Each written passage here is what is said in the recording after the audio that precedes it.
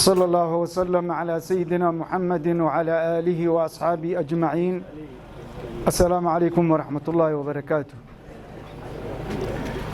ولا لها الشرفت له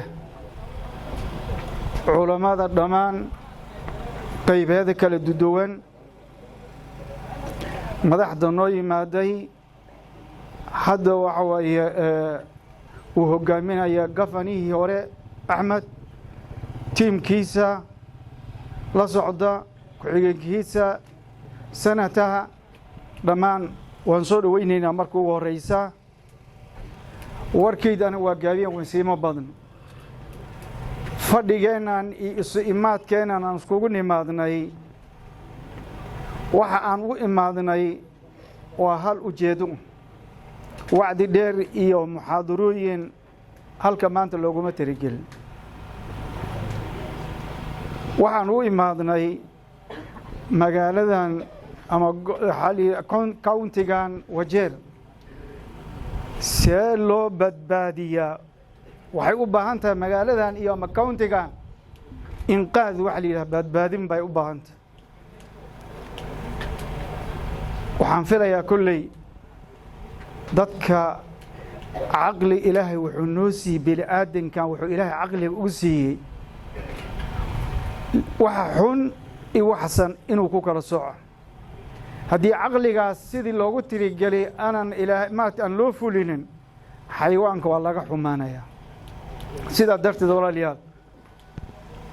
culamadu hadda waa fadhiga ugu horeeyey nin raadinaya xilka gafananimada hadda ugu horeeyey oo Wajeer maanta u hayo sidaa darteed markaa waxaa la rabaa inaan maartay culamada hadiiba loo yeeri warkeen inaan run ka sheegno ayaa loo baahan yahay arrinkaas aan iskugu nimaadnay inaan walaalkeen Axmed iyo tiimkiisu wado inaan taageerna culimada codkooda iyo caqligooda iyo cilmigooda iyo xoolahooda iyo fikradooda inay ku taageerayaan loo baahan yahay ummadana wax way lagu tawjiihiyo meesha wanaaga iyo khayr ku jira loo tawjiihiyo si magaalada markaan dhulku ku dhacday ee riimka ku fadhiisatay sidii waxa way taayir cusub lagu gelin lahaa in laga shaqeeyo. Assalaamu alaykum warahmatullahi wabarakatuh. nin kasta ma geli karo meeshaas waxba isu soo maqiiqina soo xusul duumina meeshan haligeey hadii meeshaas meel dib badan way meel inkaar qabto way meel halaag badan way nin ma tahay kama baxaayo aniga waxaan dheelaa ninkii ka bixi kara oo awoodeeda iyo tabarteeda leh meesha ha loo dhiibo hadalkan yaanan ku dheeraan jazaakumullahu khayran jazaa raqaya akhyaaraha inta fadhiya ninka macalinkiisana waa ahaan jiray dubita gabanaha caato runtii nin aad u wanaagsan markaan macalinkiisa ahaa Wajeer High School Islamic Secretary ahaan jiray ayuu yahay ninkan xogaa qaraabana waa nahay Sheekh Abduladiif walaalkiisa ina taqaanaan ma ogiye Korneel Cabdiraxmaan Macalin Xasan la yiraahdaa ragan kulli runtii rag odayaal ah oo akhyaar oo anaga waxaan aaminsanahay steerinka countigan loo dhiibi karo inay yihiinaan aaminsanahay inta kala xun kama wadno inta kalena walaalahayna waaye ayagana waa fiican yihiin madaxnimo raadis kuma fiicnaa waxay ku fiican tahay adoo iska fadhiyo. Assalaamu alaykum warahmatullahi wabarakatuh. Culimada sharafta leh oo xafladda aan isugu imaadnay oo ugu yeernay walaalkeen Axmed Cabdullaahi iyo tiimkiisa ku xigeenkiisa sanadkiisa waan idin soo dhaweynaynaa haddaan nahay culimadii Wajeer waa idin soo dhaweynaynaa soo dhawaada haddaan sii wata meeshaan anaga waxaan ugu yeernay dadka inay culimada ahay oo qabanqaabinaya xafladda a'imada iyo macallimiinta madaarista iyo macallimiinta taxfiidka dugsiyaalka iyo culimada kale oo la midka ayaan ugu yeernay haddana laakiin meesha maftuux waayo dad badan oo kale odayaal lehna waa arki hayo imaadeen dhib ma laha insha Allah tacaala waxaa jirta annaga culimadii Wajeer haddaan nahay badankaayna waxaan garanay waqtiga hadda maanta aan joogno siyaasadda socoto inaan ka qaadano qayb oo ummaddii aan ku tawjiihina oon u joodina meeshii maslaxo u ah inaan ka qayb qaadana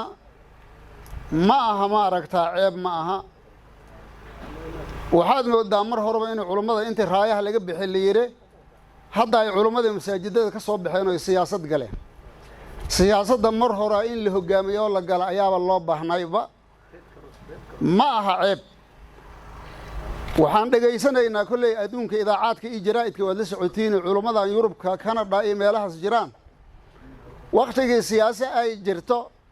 xisbiyaalka taagan oo gaalada ah wadanka waa wadamo gaalaad aimada masaajidada iyo culummada ayaa maaragtaa ummadda soo bixinaysa oo horjoog u ah markaas ay dhahayeen xisbigaas iyo xisbigaas wixii ay wada gaala yihiin kan ayaa muslimiintu u roon kan ayaa dadka soo galootiga u roon kan ayaan dadka maaragtaa aan gumaadaynin kuwaan aan dadka masaafurinaynin muslimiinta haddaad tihiin waa inaad xisbigan gacan siisaan a'imadii ayaa sidaas dhahayeen oo ku dowjihinayeen ummaddii marka haddaan nahay annaga culummada Wajeer waxaa nugu waajib ah dadkii aan u aragna inay ummadda maslaxa u yihiin oo ay wax hogaamin karaan inaan ummaddii maaragtaa ku tawjiihino oon u sheegna waajib muqaddas oo ilaahay uu nasaari waaya mid ceeb ah ama nugula ceebayn kara ma aha ilaahay subxaanahu wa tacaala siduu qur-aankiisa uu ku sheegayna dadka wax hogaamina oo wax maamula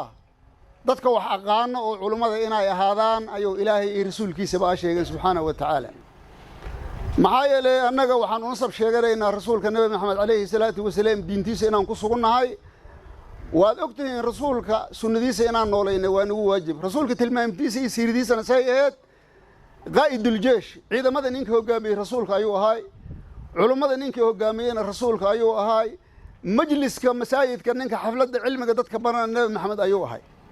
marka annaga nabi maxamed ayaan ku dayanaynaa ninka culummada inuu siyaasi hogaamiya caamada iyo jaahiliinta ceeb ka dhigeen laakiin ceeb ma aha sidaa waa inaad ogaataan midda kale walaalayaal annaga ilaahay subxaanahu wa tacaala annagoo tala saaranayna ilaahayna baryayna waxaan rabnaa dadka culummada noocay noqdaanba ha noqdeena ama imaamiin ama madaarista macallimiintoodii ama maaragtaa culummada kaloo xalaqaadka wax ku akhrisa waxaa nagu waajib ah yaa waddanka iyo dalka iyo diinta wax u taraa inaan ka fikirna waajib ilaahay uuna saaray waa subxaanahu wa tacaala haddaan fadhiisanay arrimahan xafladda oo maanta isugu imaadnay culummada Wajeer oo dhanaa maanta inta joogta qoyskoo iyo qabiilkoo ma aha culummada Wajeer ayaa inta joogta badankeeda qayb haba maqnaata fadhiyaalkan culummadana hadda maanta ma aan bilaabin maaragtaa qoys ayaan ku bilaawnay haddana waa isu wada keena maanta waa ay wada joogaan waxaan soo marnay 5 sano oo hoggaanka uu soo hay maaragtaa ninkan hadda gafananimada rabo Axmed Cabdullaahi wadciga lagu sugnaayo xaaladda sidaa ay ahayd nolosha Wajeer sidaa ay ahayd waddanka sidii uu ahaay ninkasta waa ogsoon yahay caqli iyo cilmi iyo aragtiba maaragtaa waa u leeyahay marka walaalayaal wixii ka dambeeyey oo hadda 5 sano oo dhammaanay haysana wadciga lagu sugnaayo xaaladda lagu sugnaayo waa la ogsoon yahay nima ay ka qarsoon tahay malaha waxaa dhacday isbitaalka haweenka noogu umalay inana la yiraahdo maaragtaa toosh ma haysaa mobilkaada keen ha lagu aftiinay inta waxba kala lama haayo cirbid ka soo gad biyihii lagu dhaqi lahay ka soo gad nima ay qaban intaas ma ajirtaan bismillaah wasalaatu wasalaamu ala man la nabiyya ba'da wa imaam al-muttaqin wa sayyid al-khalq ajma'in nabiyina muhammadin sallallahu alayhi wa sallam waqti gaaban iyo war gaaban Soomaa maadaama waqti uu gabaabsi yahay inaan aad u soo koobaan jeclahay dhowr qodobood baan dul istaagay insha Allah waxa inaga codsi ah wixii xaq ah inaad tolku sheegtaan oo reer Wajeer u sheegtaan oo dawlad wanaagga aad u sheegtaan aniga Axmed Cabdullaahi tartan baa naga dhaxay 2017 laakiin inta xumada Wajeer markaan aragnay waxaan door bidnay inaan gacmaha isqabsano oo mataqaana aan Wajeer iyo inta xumadan ay dadka mataqaanaa ay tabaalaysan dadkan saboolka ah ee arrimahan baahidan isbarkatay ay ku habsatay si looga bixiyo ilaahay baa mataqaanaa samata bixin kara ummadda bal inaynu iskaashanno oo mataqaanaa 5 sano wax weyn ma ahane wax la tiri taag ma lahane aan 5 sano bal ku soo celinno siday mustawihii hore ay ku jirtay waagi hore ama wax ka fiican aniga marka waxaan idin leeyahay madaxa meel ka sareyso la salaamay jirta ma yasama qofka duu walaalo ku yiraahdo muxuu ku reebay waxa ku mareeban sama annagoo culimada walaalayaal u leh ba idin leenahay dawladda meesha idin ka jirto waa idin muuqataa haddaan indhaha faraha la iska gelinayna waa bariyana sacabaha lagu qariye soo dhisay jiilcaato dawladda jiilcaato soo dhisay hadda haddii fursadna la siiyo walaalayaal horta waxaa jira wax la yiraahdo county capture meel walba ka jirta state capture county capture county-ga waxa iska leh shicibka horta county-ga iska leh shicibka ayaa iska leh xornimada aan leeyahay governor waxaad muujinaa in shicibka xor ay yihiin xornimada waxa maaragtay ay u tahay astaan shicibka governor wuxuu yahay astaan shicibka xornimadiis laakiin hadda waxa soo bixi haysa county wala lahaan haya waxaan ku imaadeen waxaan rabaa culimada inay qayb kala had culimada inay qayb ay kala had waxa lagu lahaan haya waxa soo bixi haysa governor ad hebel ay keenin meeshan kama talinay marka walaalayaalow waxaan rabnaa shicibkii inaan xornimada laga qaadin oo lagu hogaamiyo wixii sax ah la tusa county-gana ayaga leeyihiin governaga ayaga ay dooranayaan governaga ayaga ay bixinayaan laakiin waxaan inka baryaynaa in aad bulshada noo dhex qaadaan nooga campaign gareysaan si bulshadii aanagoon qafno u soo marin